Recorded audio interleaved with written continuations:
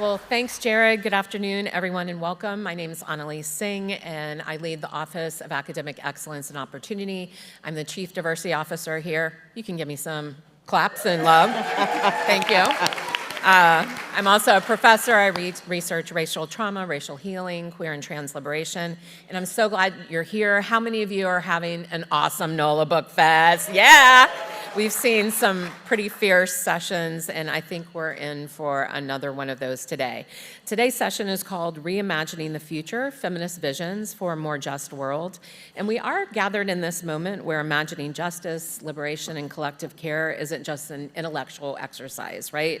It's survival work, it's community work, it's world-building work. And today we're incredibly fortunate to be joined by three visionaries whose writing and activism remind us that feminist, womanist, and liberation work is intersectional, it's ongoing, and it's dang alive. So Rachel Cargle on the your left, let's give her some claps, is in Akron, Ohio. That feels important. It's in every bio you have. Writer, entrepreneur, and philanthropic innovation.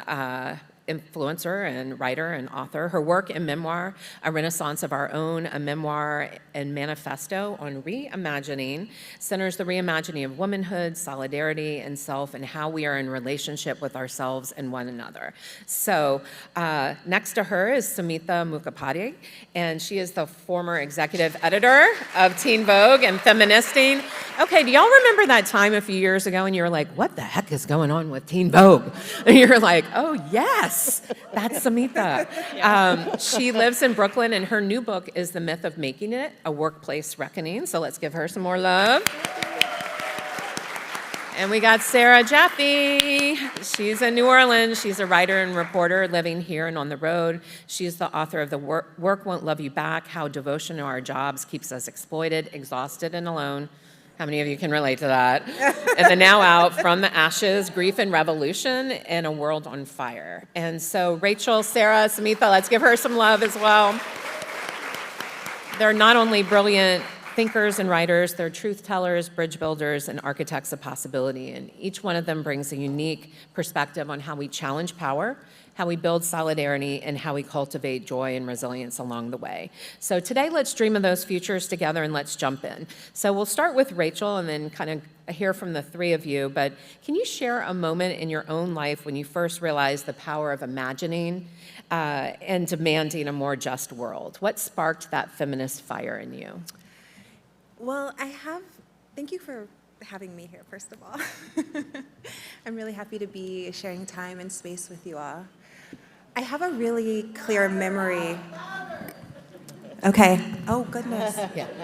I have a really clear memory of when I realized that I could think for myself, and I think that might fit there in the question that you're asking.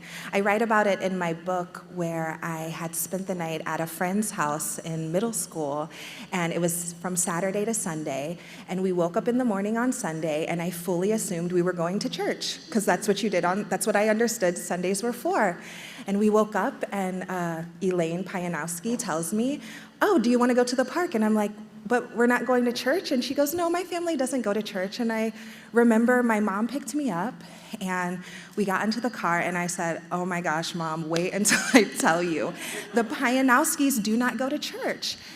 And it was so hard for me to understand because Elaine's mom was so kind, and she was so caring, and she cared for me in all of the ways that I had told was centered in Christianity, like only Christians knew how to be nice. And I said to my mom, I said, I'm confused because Miss Pajanowski is so kind. And I said, they don't go to church, are they gonna go to heaven? And my mom goes, no. Whoa. And I remember it so clearly because in that moment I said, oh, I do not think the same as my mother. I said, there is no way that what you are telling me relates to what I am experiencing with these people. And I just found it so, I wouldn't have used this language at the time, I was in 6th grade, but I found it so irrational and unfair that we were sending kind people to a hell that isn't ours. Yeah. And so that was a really meaningful moment in my life where I disagreed with my mother happily, and I felt empowered to begin coming up with my own idea of what's good and what's right and how I wanted to relate to people, because I really felt not in alignment with my mother in that moment. And I think that's really a huge part of where I found my voice and the confidence to even think differently. And what was her reaction to that? Because I know in your memoir and in your recent work, the Yeah. loss of your mother Yeah. and grief and just, that relationship with your mother is such a feminist womb of many ways. Yeah, I mean, she always knew that I was happy to disagree with her, but that type of intellectual, like religion and spirituality was something bigger than both of us. And for me to be willing to step away from her, I think that she probably said, what am I dealing with? And it became a lifelong conversation between my mother and I, what she felt to be true and real and right, and what I did. And yeah, it was a space, not a negative space, but it was a engaging space between us. And she allowed me to have some room to feel differently, for sure. That's awesome. Yeah. Samhita, what about you? I read this question and I was like, which moment? Because it's kind of like, I kind of just like popped out the womb and I was like, something's not right. We can see that. Yeah. And my mom will happily testify to that. And so, everything from like the treatment of animals that I was very sensitive to, or how I was treated differently in the house, or what my parents' expectations for me versus my brother. And, that really brought things home. And I think it was like 13 or 14 when I learned that both of my grandmothers had been married before the age of 14. And I was like, that's like, and I remember saying to my father, like, what would you do if someone came and took me and like tried to marry me right now? And we had this moment where he was like, oh yeah, that's not cool. And I was like, no, it's not cool. And I was like, and I'm never going to do that. You're never going to dictate who I marry and, the kind of life that I'm going to live at 14. And they, my parents, and by the time I got to high school, they were like, just don't go to jail. So have you gone to jail? Yeah. Huh? Have you been in jail? Yeah, I have. Well, okay. that needed to ask that follow-up. Yeah. So I think that like kind of personal feminism really started to develop for me in high school. I grew up in the 90s. I had a lot of access to Riot Girl, zines, but in terms of awakening around collective organizing, I went to SUNY Albany in the 90s, which was a hotbed of student activism. And my kind of first big activist moment was around the killing of Amadou Diallo. And that was like when I really started to connect with organizers and understood both the relationship between having a very fleshed out personal politics, but also how that connects to a bigger story in collective organizing. Awesome. And I'm hearing, the story of childhood when that feminist spark is there, the role of mom, but dad, and turning the questions back on dad and actually popping out of the womb. What about you, Sarah? That feminist spark. When did it start? I was like Samhita, I read this and I was like, okay. And then my parents were big on the, like, you can do whatever you want to do. But then I was like, great, I want to be a writer. And they were like, well, you got to find something else to do that makes money. Sorry, Dad, I make money as a writer now. But I wanted to tell a Tulane story since I'm here, and since I went to Tulane for a couple of years as an undergrad. I'm sorry I didn't stay and graduate. I went next door to Loyola. Which is great. Yeah, one of my first moments of university activism was here at Tulane, and it was, so there was a frat party, and it had signs all over campus, and the frat party was themed beaver hunt. Oh, gosh. Yeah, this was 1998. Yeah, the 90s so it's not that long ago. And my friends and I were just like, are you kidding? Are you kidding? This is like, the school is okay with this? This is plastered all over my dorm. So a bunch of us got together and we made up some flyers that said, careful boys, beavers have sharp teeth. And we picketed the frat party with hot pink flyers. And I went looking actually this morning because somewhere I have a scrapbook that has that flyer in it, but I could not find it. We need that for the archives. I know, right? I will find it for you, Anneliese. One of us, not me, got a beer poured over her head, but we at least talked a couple of girls out of going into this party. So, that was a mild win in those days. But yeah, it was 1998, and the world is both very different and also worse than it used to be. And I think, like Samhita, it was a moment of going like, the way that my parents sort of embodied any sort of feminism was just telling me, like, I can have a great career as a person, but like, what is that worth if the rest of the world is going to hell all around us? It's sort of a weird moment to be talking on a university campus when the administration is threatening to take away funding from universities like this one that do work that allowed people like us to go here in the first place, let alone do the research and the writing and the reporting that we do. Yeah, and thank you each for sharing your stories. And for the audience, would invite you to think about when you first felt that feminist spark yourself, because there's that individual story and then there's what you face in the world. I remember my dad, he was raised me in the Sikh religion, and I was always taught by him and my mom that you can do whatever you want to as a woman, and that as Sikhs, we support women, and you're a feminist, and this was from an early age, and then I went out and encountered the world. And so right now we are encountering the world. For me recently, I lost one of my 2 NIH grants with trans and non-binary people. My co-PI is at Columbia. Some people feel like the world is on fire. Other people feel like, wow, this is actually the world I want to build. For you, from a feminist, womanist perspective, thinking about liberation, what is the most urgent, pressing action you think we need to take, considering the state of the world at this moment? Maybe we can start with Ray. I know, I'm just asking small questions here, small, tiny questions.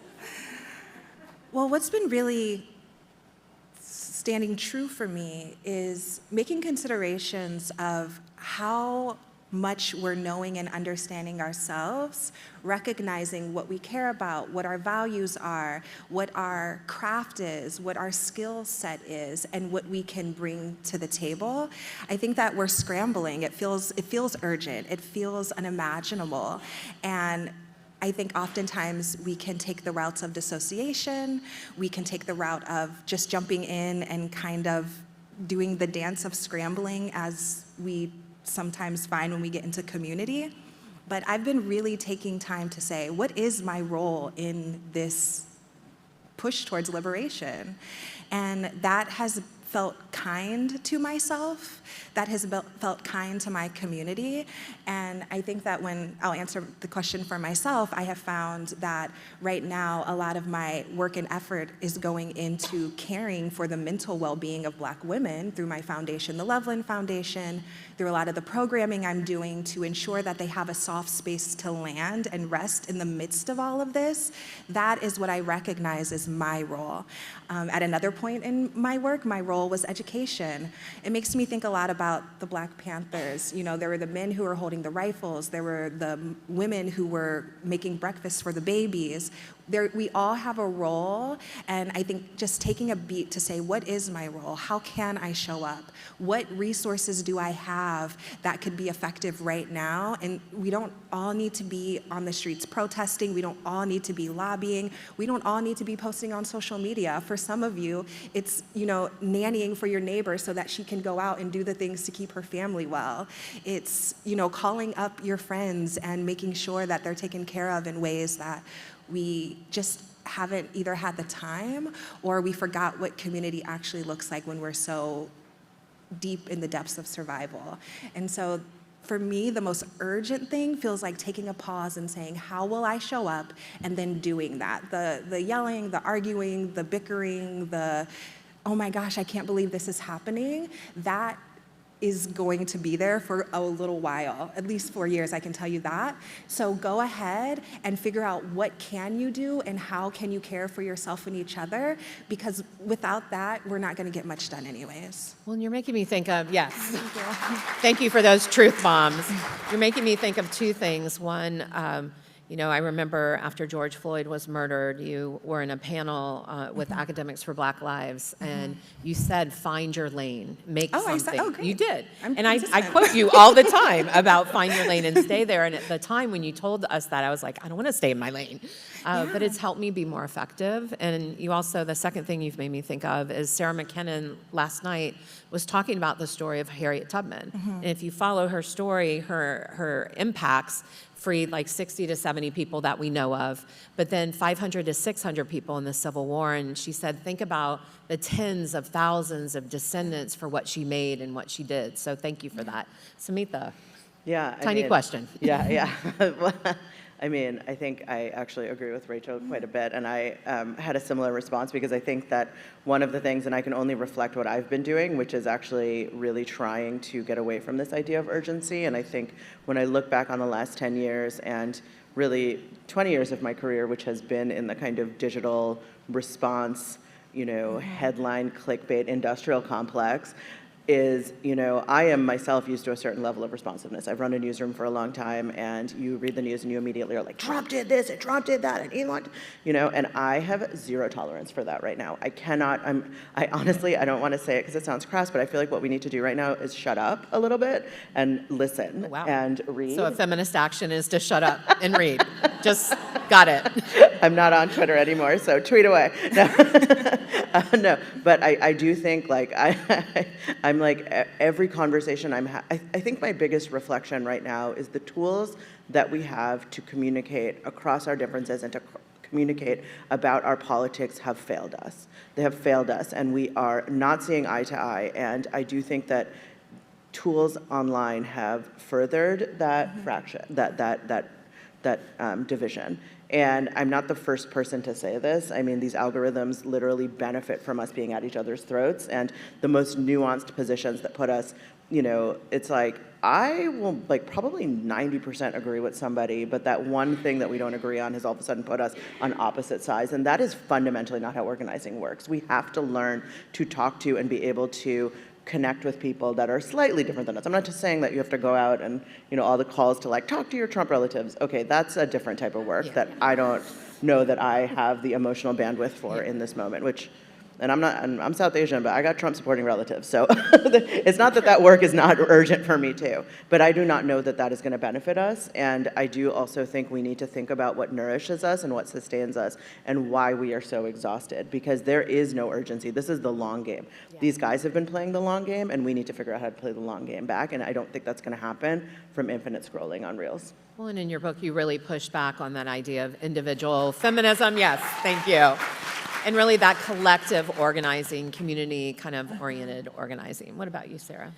Yeah, I also, we're not going to hashtag a general strike into existence. All that stuff's going to take work. So I am a labor journalist. That's my day job. That's what I do. I've spent a lot of time in the last few weeks talking to federal employees who are getting laid off or having their union rights taken away. And it's fascinating because I've been a political journalist for quite a while, and I'm learning new things about what the government does and where those federal employees are. Something like 3% of the workforce in New Orleans are federal employees. That's going to affect us if everybody gets fired. And one of the things that I think is really important about labor organizing is it's not about finding the 5 people you agree with the most. It's not about like getting together with your friends and look, I need to get together with my friends, and me and this one are going for dinner later, and we're going to fix the whole world over dinner. But like, when you're organizing a union in your workplace, you need to talk to everybody in your workplace, whether or not you like each other. You got to find that common ground and build that and say, like, here's where our interests are aligned. And here's where the boss's interests maybe aren't the same as ours. And how do we get what we need? Do we need safety? Do we need a raise? Do we need our boss to protect us if the Trump administration comes calling, right? What are the things that we need to do? And how do we figure out, again, how to talk to each other, not scream at each other on social media because we vaguely disagree, not sort of posture about who's the most radical in the room, but actually connect with people. And it's hard work, My friend, the brilliant labor organizer Jane McAlevey, passed away this year. And, she wrote a book with the title No Shortcuts. And I feel like I've been yelling about that since before Jane was gone, but especially since she's gone. I'm like, we have to, really take seriously that, we are in a long game here, and we do have to figure out how to be there for each other and how to have real solidarity for years, not weeks, days, minutes. And what you're sharing, go ahead. Can I just say something to add to that also is, and Sarah has done incredible reporting on this, I also want to say in terms of urgency, this kind of like sustained social activism and collective organizing is happening. So find out where it's happening in your community, in your cities, and connect to those organizations rather than thinking we need to reinvent the wheel, because those grassroots organizations are happening and they're struggling for funding and they're struggling for people to get invested. Yes. Well, and I think what you're both saying reminds me, Sarah, let's go back to some of your work again, and From the Ashes, which is just out. I want to talk to you about grief and the quest for justice. Yeah. You opened From the Ashes with talking about the loss of your father in 2018 and grief. And I wanted to bring this up because a lot of people have been talking about when it comes to a feminist, womanist, a liberation, justice vision, why aren't we seeing more of that? Why aren't we seeing more people in the streets? But you're challenging that, Samhita, but you open naming 5 parts of grief when it comes to justice. 1, grief is rupture. 2, grief is about the future. 3, grief is not work. 4, grief is an anathema to capitalism. 5, grief is a collective becoming. And you say on page 10, mourning may wipe out desire for a time as it wipes out anything future-oriented, but within disappointment, defeat, and loss, a space is opened up for the radically new if we can hold on long enough to begin to see it. What can we learn about grief in this current moment, and how can we use that for movement building? Yeah, the thing that I kept thinking about once I was functional enough to think about anything during grief was actually Walter Benjamin's line about maybe revolution is humanity reaching for the emergency brake, right? And Walter Benjamin was a German Jewish thinker who was not killed by the Nazis, but killed himself because he couldn't get out of Spain to get to the US while fleeing the Nazis. So he knew some things about grief. And yeah, and I think I was really resonating with what Rachel was saying about like that pause, that moment that we need to actually stop and be like, okay, what's actually happening here? Not the flail, not the panic, but the like reevaluation of everything moment. It's really important. My friend Hannah Proctor wrote a book called Burnout. It was the emotional experience of political So defeat. good. It's a great book. And she talks and she sort of goes through the book going back and forth between patience and urgency and patience and urgency and finally comes to the point where it's like urgency requires patience. And that kind of, you know, I'm always doing things. I work too much. Even though I wrote a book called Work Won't Love You Back, I still work too much. And having to stop because my body literally couldn't go on because I was just so destabilized. It really did sort of change everything about my life. And I think we don't make a lot of space for grief in modern society and sort of Western society, right? One of the things I love about New Orleans is we do have a culture of grieving, right? We have a culture of funerals and mourning and celebrating even in that. But to really make space for that, it kind of runs counter to everything that the world tells us about sort of pull yourself up by your bootstraps, get back to work, and keep going. And I think there's something really powerful in that, like letting yourself sort of be knocked sideways by something and then see where you end up. And I think it's not an accident, right, that some of the biggest, most powerful movements we have seen in the streets in recent years have been around grieving. And per Samhita's point, the movement is ongoing. You talk in your book about Muhammad and Mira working at Amazon and the organizing that they were doing to press against the robotic natures of their life. I want to get to Rachel after this, but can you talk about that briefly? Oh my God, Muhammad, he's incredible. So I met him first when he was working at Amazon in Minneapolis, and he was one of a small group of Amazon workers who were mostly immigrants from Somalia, who were the first people in this country actually to get Amazon to the bargaining table, and they did it over prayer time. And I thought this was so... During Ramadan, which we're in right now. Exactly. We'll eat the next couple days. Yeah. And it was so important because a lot of people will say when you're doing labor organizing, you have to do the sort of bread and butter issues. You have to talk about wages and benefits. And in my experience, it's the opposite. It's human dignity, whatever that means to people. And to these workers, it was having space and time to make prayer properly. Yeah. And that was enough to fight. And he came to the US from Somalia in 1991, right after, after the US kind of wrecked his country. And and now he's driving for Uber. And so he sort of has experience with these two massive tech companies that are sort of emblematic of US capitalism at this point in time. And talking about what it was like to work, particularly at Amazon, he would say, like, being in the Amazon warehouse is like trying to hold back an 18-wheeler with your own hand all day long. When you get home, you're just exhausted. And it's like draining the blood from you. And that's what it takes to get us our, 2-day prime delivery or whatever it is, right? It's the sort of bodies and blood of a whole lot of people. And I think that's kind of what's going on in the world right now. Is you might have even felt it in the room as soon as I started talking about grief. Did y'all feel the kadunk? Like now we're really talking about Now the we're stuff. here. And Rachel, speaking of that stuff, you write in your book about reimagining your own life in your memoir, A Renaissance of Our Own, and you say, I stand as living proof that a life reimagined is possible, necessary even for any person willing to do the work, willing to make peace with the unknown and believe wholeheartedly that they are worth the effort. This reimagining has been a permission slip, allowing me to explore my fullest potential and most authentic self. And then you end the book inviting readers to write their own manifesto of sorts to match their own unique truth. Why is that writing that type of manifesto so important in these times? Well, one of the big reasons for me was, when I first got this book deal with Penguin Random House, they had asked me to write a book on racism in the feminist movement called I Don't Want Your Love and Light. That's what the book deal was for.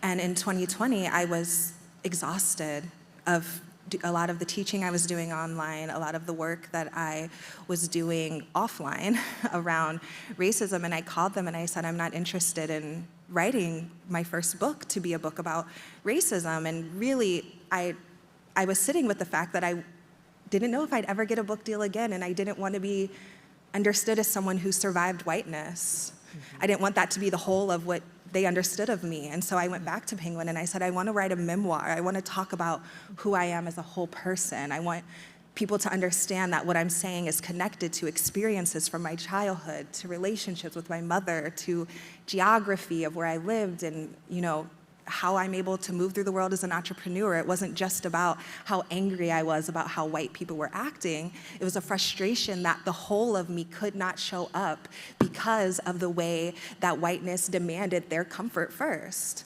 And so writing that manifesto in that book was me also letting the publishing industry know that I am going to let everyone know who I am right here and now, and it's not going to be based on the amount of money you think you're going to make from me because of how I was presented in the world at the time. Yes. Thank you.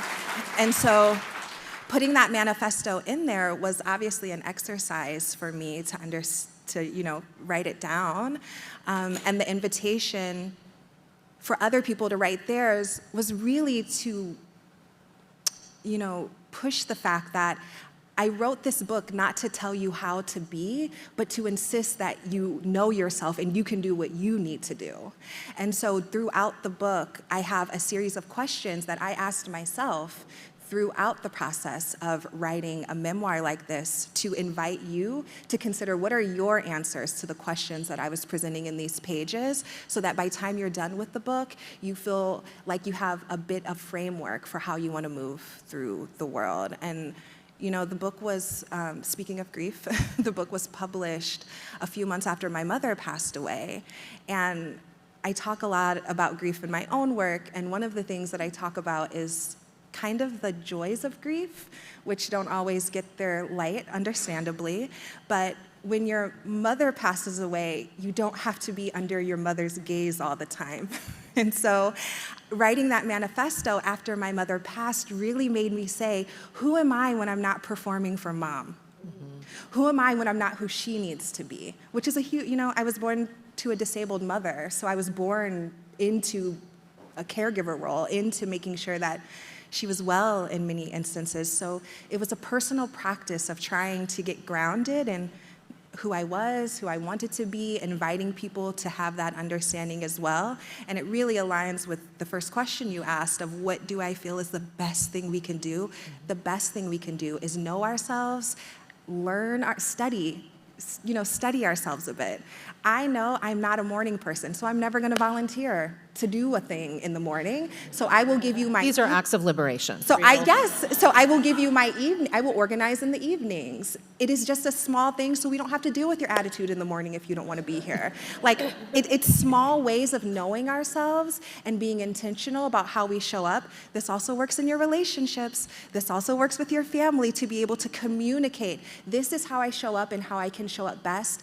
And this manifesto manifesto, I hope, can be a launching pad for you to get a little bit more understanding, something on paper for you to perhaps read to someone or share with someone, and get a little more clear on how we want to move forward with things. Thank you. And I think that's the power of all of your memoirs is like you're connecting that old school personal as political, but blowing it up at the same time and kind of blurring the edges for what it means to reach for that authenticity and then be surrounded by community and collective that works for you. So thank you.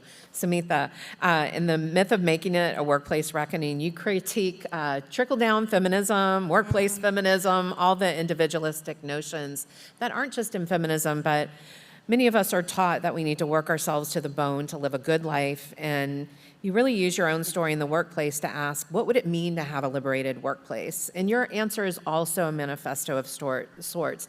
Can you tell us, is that even possible to have a liberated workplace? What would that look like? Yeah, I mean, I have to believe, yes, it's possible. I mean, I guess work will not liberate you, as work will not love you back. It also will not liberate you in and of itself. You know, and I think, you know, part of my book is that journey of trying to find liberation and satisfaction through work and putting my all into it because I was doing things that I believed in and I thought would make the world a better place.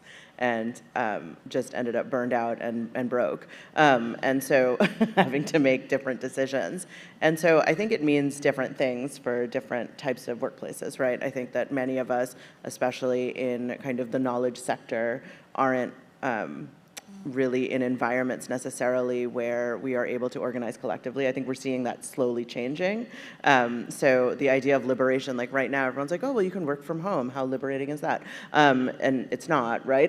It's like we're attached to Zoom and we're attached to Slack and we're, you know, and so I think many of the kind of organizing that, you know, Sarah especially has, I think, reported on for a long time is while I think the language of it has become very popular, I don't know that we're necessarily embodying it in a lot of workplaces. And in order for us to have a truly liberated workplace, we need to be able to organize collectively. We need to be able to demand, you know, the types of things we need to sustain ourselves in the workplace. And, you know, whether that be maternal leave, whether that be family supportive policies, whether that be health insurance, whatever that may be.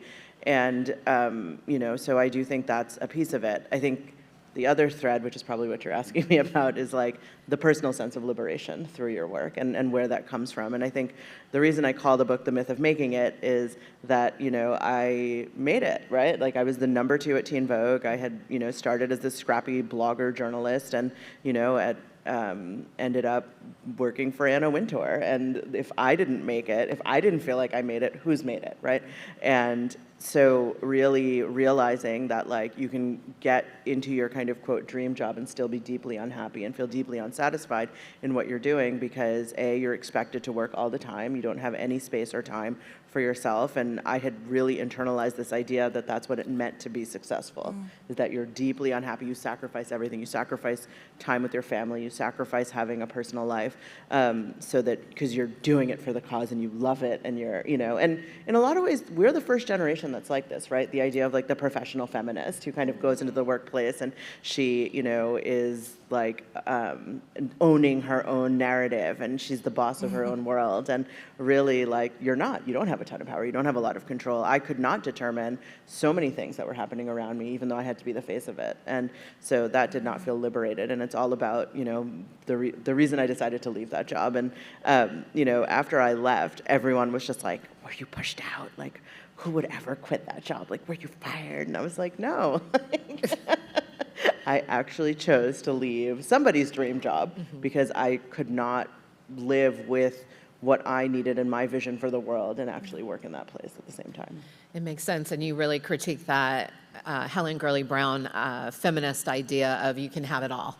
And so I don't know if there's anything you want to say about that. Yeah, absolutely. Yeah, and I think that, you know, every generation has the kind of like girl boss, right? There's Helen Gurley Brown was kind of the proto girl boss, but I got really fascinated with her because she kind of became the stand-in for having it all. But if you actually read about her life, she didn't have children. She actually thought having children was like gross. Like she's like quoted saying, like she's like, it makes you fat. Like she's literally This is not the woman to like put our like we can have it all dreams on. Well, and there's a 3 p.m. session with Kat Bohannon who can tell you why people get fat, and that's a good thing. Yeah. And all the cool things women's bodies do when they're giving birth, et cetera. Yeah, absolutely. So she, her idea of having it all was just like, you can be hot and a career woman, right? And it was really a response. No, it was really a response to feminism at the time, where everyone's like, everyone thinks we have hairy armpits, but like we can be hot and have it all, And so that was really like what she was arguing, and that became the foundation for Cosmopolitan magazine, where she was the editor-in-chief for a long time, and that kind of became you had these like two competing narratives of feminism, which was like, organized consciousness-raising feminism and kind of academic feminism, and then you had this like mainstream women's magazine feminism, which was like diet, exercise, give good head, and also be a girl boss. I mean, that's what it was, right? But that narrative has managed to usurp a lot of the fundamental things of, and Sarah and I have known each other a long time, so I was like, our work has been in conversation for a long time. And, the kind of different moments through feminism where it was clearly like the feminist movement made a decision not to include class difference, right? Not to include, like you have all these moments. And so we've really internalized that ethos. And so in the, turn of the century, like in the early 2000s, it was like really the lean in model, right? And then after that, you had the kind of girl boss. And you really see the same type of individualistic feminism. And it's the same thing over and over. Be hot, now wear a pink suit instead of the shoulder pad suit, or, whatever it may be. But what it removes is, like fundamentally, it puts in it the onus of a workplace feminism on the individual, rather than the reality that for us to actually get the things we need in the workplace, we need to organize collectively. Yes. Did you want to respond? Yeah. I want to clap for you first. I also want to leave room in here for us entrepreneurs. I own a bookstore in my hometown. I'm the founder and president of a foundation. I run an online learning platform. And I have a small team of women that I take my feminism very seriously with. It is my best opportunity to show up the way that I want to show up. And I noticed the director of my bookstore was absolutely exhausted, and we just closed the bookstore the whole month of January because I knew that I would not get a good part of her if I did not let her sit. And there's other ways to sell books than just making her be there every day. And this isn't, radical perhaps. It's just like, oh, you're tired and I want you to be well, because when you are well, I am well, and we can be well together. And that truly is one of the places we can start for those who are entrepreneurs, for those who are leaders in the spaces, to tap into a compassion that we're not encouraged to when we're engaging with each other. And I loved what you said about being the face of something that you have no control over, which sounds excruciating, but being the face of something that I do have control over is such a force that I feel I can put into the world. And so I know we're talking about where we work, and I can't wait to read your books about those regardless. But as entrepreneurs, I think those of us who are out forging something, this is not the time to take from the white man blueprints. This is an opportunity for you to look down and say, what would keep me well? What would keep my people well? What would allow us to continue to serve? But I urge you to put down the old white man blueprint, because it does not work and it has not. Yeah, and I know Samhita really talks about that embodied feminism. Yes. Do you want to jump in here, Sarah? With work, it's been such a theme of your books. Kind of my jam. No, I was just thinking, because the tension of women having it all has mostly been balanced on the backs of other women, right? Whether it's in the workplace, the people who work for you, or in the home. And, I have been thinking a lot lately about what's going on in this administration, threatening to deport everyone. And, a lot of the people who are making a lot of these high-powered careers possible are undocumented women who are cleaning people's homes and looking after their kids. And so, these are very close to the bone issues that people don't like to talk about. But, what are we doing for the people who make our work possible? It's also the nannies who are watching your kids while you're out marching, Exactly, while you're being a great right? feminist out in the streets, and you have your, dark-skinned nanny taking care of your child. Get critical with yourself. Yeah. Yeah. When I know that, go ahead. The only thing I'll add to that is also one of the things I really felt when I was reporting this book, and this was like my one defense of the girl boss, was a lot of those nannies also have their own aspirations. They Yes. also have dreams. Yes. They also Oh, have yeah. books they Yes. want to write. They also have art they want to pursue. And the way that we think about what is possible in a corporate workplace feminism disallows anyone outside of this very linear model of what success looks like to have those opportunities too. And they're models of liberation that they're enacting and manifesting all the time. So last question, if you could leave the audience with one call to action or question to carry forward in reimagining this more feminist, womanist, just, liberatory world, what would it be? Anyone can go first. I host women for rich Black women from America to retreats to my home in Jamaica, and on my page, on my Instagram page, I have a place where you can donate to help me make sure that they have a safe place to land. If you look me up, you'll find it. I would love as much opportunity to care for these Black women as I can, because it is getting excruciating in America. So that is my directed call. I love that.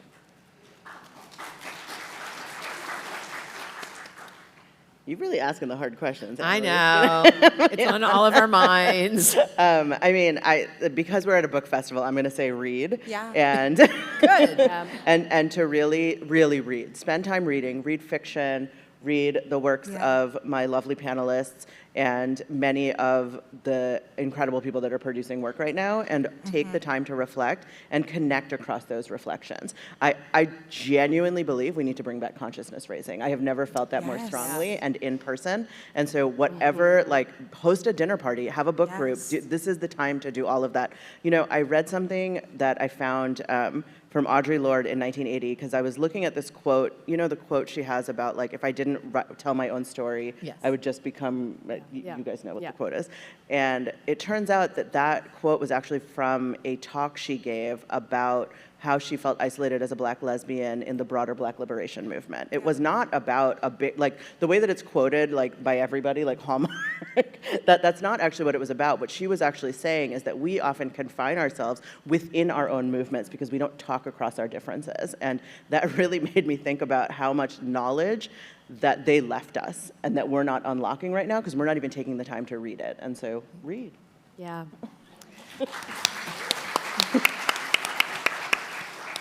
Yeah, I can't argue with read, but I think particularly right now there's a tendency to sort of, again, flail and consume everything at hyper speed, and like sit back a little bit, think about where you're getting your news, support independent journalism. Like, it's rough out there right now, y'all, and we don't all have the money of The Atlantic. I know everybody was here to see Jeffrey Goldberg talk, but like The Atlantic's got a bunch of money. Most of the places that I write for don't, and I'm, writing about Elon Musk, and if he decides to sue us, we're screwed. So yeah, supporting independent journalism right now with what you click and where you spend your money would be a really wonderful thing, because we are out here trying to bring you the stories of what's actually happening and not just sort of what the tweets say is happening. All right. So